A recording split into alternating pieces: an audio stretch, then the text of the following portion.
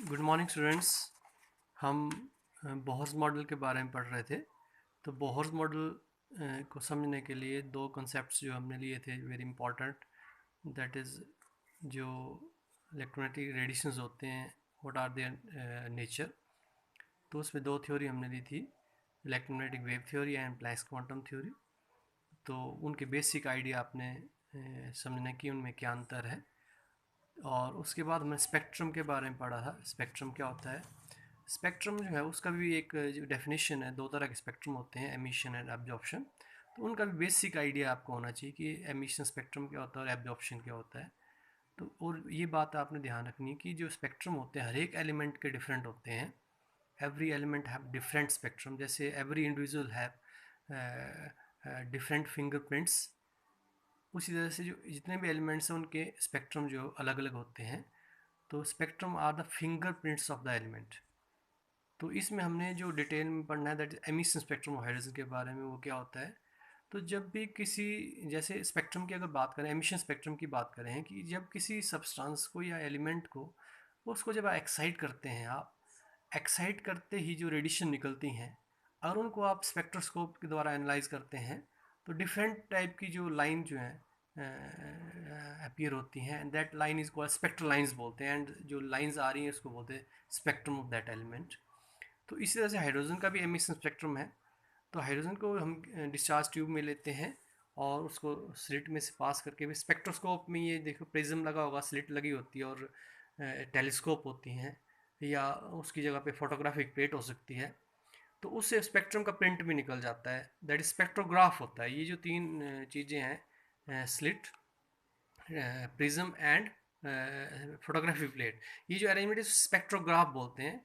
लेकिन स्पेक्ट्रोस्कोप में ये जो फोटोग्राफी प्लेट है उसकी जगह पे टेलीस्कोप लगा होगा, उसमें आप देख सकते हैं स्पेक्ट्रम को।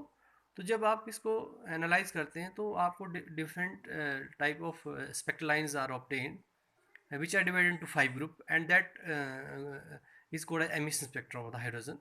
तो इनको जैसे लाइमन सीरीज़ आ गया पहली जो ग्रुप है ये, और दूसरा ग्रुप आ जाता है Balmer series, Paschen series, Brackett series, Pfund series. तो इनमें डिफरेंट लाइंस आ जाती हैं। इन सभी लाइंस की जो रेडिएशंस की वजह से लाइंस आ रही हैं, तो इन सब की जो वेवलेंथ डिफरेंट है।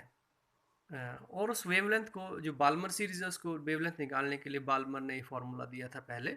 लेकिन रीडबर्ग एक साइंटिस्ट जिनने जितने भी ये स्पेक्ट्रल लाइंस है सभी का जो वेवलेंथ निकालने का फार्मूला दिया, that is called Rydberg equation. जो है ये भी मैंने आपको बताया था, it will be equal to 1/λ is equal to R H into 1/n1² minus 1/n2², जहाँ पे n2 जो है it is always greater than n1।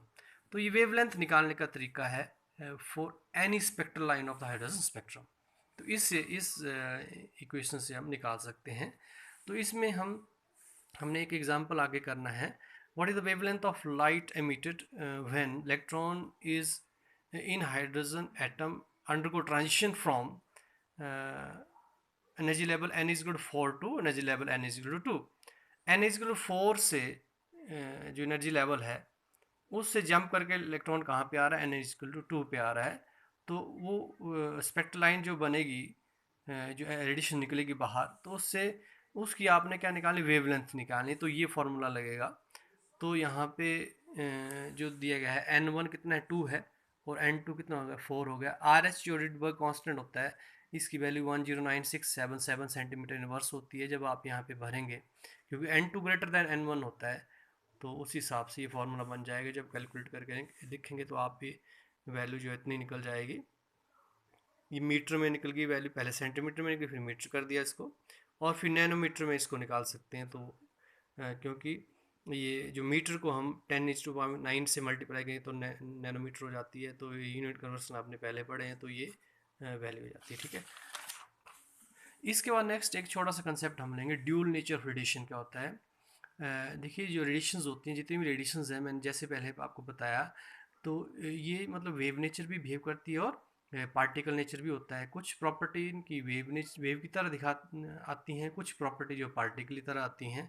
तो इनका वेव नेचर भी होता है और पार्टिकल नेचर भी हो रहा है। It is called dual nature of radiation. ठीक है, तो every radiation show wave nature as well as particle nature, and it is called as dual nature of the radiation इसको कहा जाता है। जो कंसेप्ट ड्यूल का मतलब दोहरा नेचर है इनका, ये पार्टिकल भी बिहेव करती है और वेव भी बिहेव करती हैं।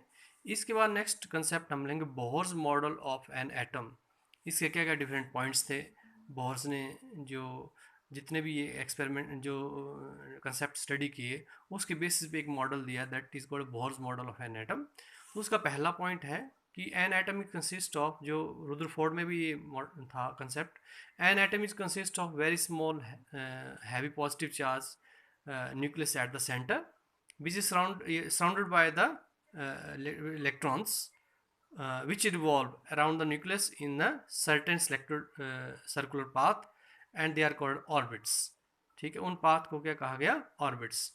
तो सेंटर में जो है स्मॉल सेंटर है, जो पॉजिटिव चार्ज जितना भी एटम का वो स्मॉल सेंटर में है, जिसको हम न्यूक्लियस बोलते हैं। और न्यूक्लियस के इर्द गिर्द के इलेक्ट्रॉन्स जो सिलेक्टेड सर्कुलर पाथ में रोटेट कर रहे हैं, रिवॉल्व कर रहे हैं, and that selected circular path को हम बोलते हैं ऑर्बिट्स बोलते हैं। ठीक है, अब इसके साथ और चीज़ इसने जोड़ी कि ऑर्बिट, ये तो आपने रुदरफोर्ड में भी ऐसा ही समझा था, लेकिन इसके साथ उसने जोड़ा कि हर एक ऑर्बिट की के साथ एनर्जी है। हर एक orbit is associated with definite amount of energy. हर एक ऑर्बिट की अपनी अपनी एनर्जी है। तो वो जो जिस ऑर्बिट में वो इलेक्ट्रॉन रिवॉल्व कर रहा है उसकी एनर्जी भी वही है। ठीक है, तो हर एक ऑर्बिट की अपनी एनर्जी है, और वो जो इलेक्ट्रॉन उस ऑर्बिट में होगा तो उसकी इलेक्ट्रॉन की भी वही एनर्जी आएगी। Therefore these orbit are also called as energy level, भी इनको कहा जाता है, एनर्जी शेल भी कहा जाता है। इनके दूसरे नाम क्या, एनर्जी शेल या एनर्जी लेवल। और एनर्जी लेवल और इन शेल को हम रिप्रेजेंट करते हैं बाय नंबर, इस तरह से 1 2 3 4। एंड 1 का मतलब फर्स्ट एनर्जी लेवल, 2 का मतलब सेकंड एनर्जी लेवल, 3 का मतलब थर्ड एनर्जी लेवल, 4 का मतलब fourth energy level, and so on. और इसको सिंबल भी जाते हैं। फर्स्ट एनर्जी लेवल को के शेल भी बोल देते हैं, सेकंड को एल शेल बोल सकते हैं, थर्ड को एम, फोर्थ को एन ओ, इस तरह से आगे इनके सिंबल दिए जाते हैं, के एल एम एन ओ। तो ये एनर्जी शेल, इन ऑर्बिट्स को एनर्जी शेल भी कहा जाता है और एनर्जी लेवल भी कहा जाता है, क्योंकि हर एक ऑर्बिट की अपनी अपनी एनर्जी होती है। तो इस तरह से इसको रिप्रेजेंट कर सकते हैं। सेंटर में जो डॉट दिखाया गया ये न्यूक्लियस है, और इसके इर्द गिर्द जो है, जैसे ये फर्स्ट शेल आ गया, first energy level n is equal to 1 होगा। इसका एन ऑर्बिट को दिखाता है, एन इज ऑर्बिट या शेल के बारे में बताता है, मेन शेल के बारे में एन जो सिंबल है। और एन 1 है तो मेरी फर्स्ट एनर्जी लेवल, और उसको के शेल बोलेंगे। एन 2 जो है सेकंड शेल है। एन 3 जो है वो थर्ड शेल है, जिसको एम भी बोला जा सकता है, एम शेल। ठीक है, और फोर्थ जो है वो एन है, फिफ्थ जो ओ होगा। तो इस तरह से एन जो है वो बढ़ता जाता है। इससे जो है वो अलग अलग, जो इलेक्ट्रॉन यहाँ पे होगा उसकी एनर्जी अलग होगी, जो इस शेल की एनर्जी होगी वही होगी। ठीक है, और जो यहाँ पे इलेक्ट्रॉन होगा उसका सेकंड शेल के बराबर एनर्जी होगी, जो सेकंड शेल की एनर्जी होगी। तो हर एक शेल की अपनी अपनी एनर्जी है, इनको इसलिए इनको एनर्जी शेल भी एनर्जी लेवल भी बोलते हैं, ऑर्बिट भी इनका नाम है। अब दूसरा पॉइंट है, पहला पॉइंट तो ये मेन आ गया, और दूसरा पॉइंट है कि only those orbits are permitted. अपनी मर्जी से ऑर्बिट नहीं बनाए गए हैं। Only those orbit are permitted in which the angular momentum of electron is whole number multiple of h divide by 2 pi. जिसमें एंगुलर मोमेंटम इलेक्ट्रॉन की कितनी होनी चाहिए, whole number multiple of h divide by 2 pi. M we R जो it is symbol of, it is a formula of angular momentum, m we r. ये किसके बराबर होना चाहिए, whole number, n is a whole number multiple of h divide by 2 pi. ठीक है, तो n यहाँ पे 1 2 3 ये होल नंबर होंगे, फ्रैक्शन नहीं हो सकते, या 1 हो सकता है, या 2 हो सकता है, 3 हो सकता है। ठीक है, अगर n 1 भरेंगे मीन्स फर्स्ट ऑर्बिट हो गया वो, तो उसकी जो तब एंगुलर मोमेंटम कितनी होनी चाहिए, h बाई 2 पाई आ जाएगी। 2 भरेंगे तो 2h डिवाइड बाई 2 पाई हो जाएगी, 3 भरेंगे तो 3h डिवाइड बाई 2 पाई हो जाएगी। तो इस तरह से ये वही ऑर्बिट और परमिट होंगे जिनमें इलेक्ट्रॉन की angular momentum that is m b r should be equal to n h divide by 2 pi. ये सेकंड पोस्टुलेट है इसका। थर्ड पॉइंट है कि जब इलेक्ट्रॉन एक ऑर्बिट में रिवॉल्व करता रहेगा, ना ये एनर्जी लूज़ करेगा, ना ही ये एनर्जी गेन करेगा। अगर एक ऑर्बिट में है इलेक्ट्रॉन तो इसकी एनर्जी कभी भी चेंज नहीं होगी, ना एनर्जी बाहर देगा, ना ये ले सकता है एनर्जी। लेकिन एनर्जी एमिट और एब्जॉर्ब कब होगी, जब इलेक्ट्रॉन जो है जंप करेगा from one energy level to another energy level. जब एक एनर्जी लेवल से इलेक्ट्रॉन जंप करके दूसरे एनर्जी लेवल पे जाता है, तो एनर्जी जो है वो या तो रिलीज होगी या एब्जॉर्ब होगी। ठीक है, जब इलेक्ट्रॉन अपने ऑर्बिट में है, रिवॉल्व कर रहा है, अपने ऑर्बिट में है, तो इसको हम बोलते हैं ground state of that atom.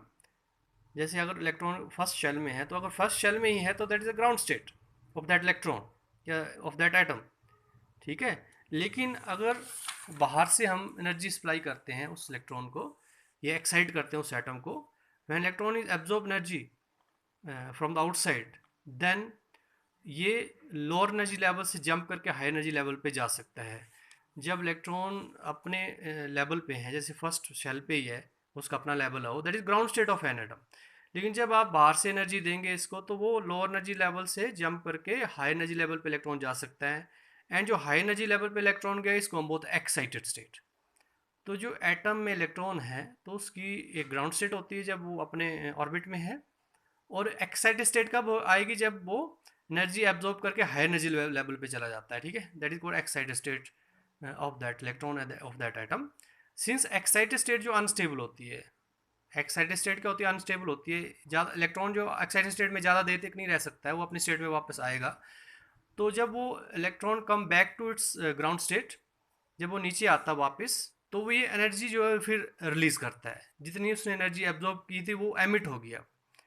ठीक है, तो it will emit energy, emit absorbed energy. जो इलेक्ट्रॉन पहले एनर्जी ली है, अब वो क्या करेगा, वो रिलीज कर देगा, तो अपने स्टेट ग्राउंड स्टेट में वापस आ जाएगा। तो एनर्जी एब्जॉर्ब हो सकती है कब होगी, जब हम ग्राउंड स्टेट से इलेक्ट्रॉन जंप करके हायर एनर्जी स्टेट पे चला जाता है। ठीक है, और रिलीज कब करेगा, जब हायर एनर्जी लेवल से या एक्साइटेड स्टेट से जंप करके अपने लेवल पे या लोअर एनर्जी लेवल पे आ जाता है, तो एनर्जी रिलीज होती है। तो एब्जॉर्ब कब होगी एनर्जी और रिलीज कब होगी, ये हमने ये चीज़ जाननी है, ये समझनी है। ठीक है, और मैंने और कितनी एब्जॉर्ब होगी कितनी रिलीज होगी, it will be equal difference between energies of two levels. ठीक है, जैसे E1 energy first energy level की है, फर्स्ट ऑर्बिट की है, E2 एनर्जी दूसरे की है। तो यहाँ पे फर्स्ट से दूसरे में गया इलेक्ट्रॉन, तो difference between the energies of two level, इतनी एनर्जी जो है वो एब्जॉर्ब होगी E2 माइनस E1। ठीक है, तो E2 से सॉरी ये N2 से N1 पे आ रहा है। ठीक है, तो इससे जो एनर्जी जो एमिट होगी, बाहर निकलेगी, रिलीज होगी, it will be also equal to difference between energies of two level E2 minus E1। ठीक है, तो जब तक इलेक्ट्रॉन एक ही ऑर्बिट में है, ये ना एनर्जी रिलीज करता है ना ही एब्जॉर्ब करता है। एनर्जी रिलीज और एब्जॉर्ब कब होगी, जब एक एनर्जी लेवल से इलेक्ट्रॉन जंप करके दूसरी एनर्जी लेवल पे जाता है। जब लोअर एनर्जी लेवल से जंप करके हायर पे जाएगा तो एब्जॉर्ब होगी, और हायर से जब लोअर पे आएगा तो एनर्जी रिलीज होती है। That is Bohr's model of an atom.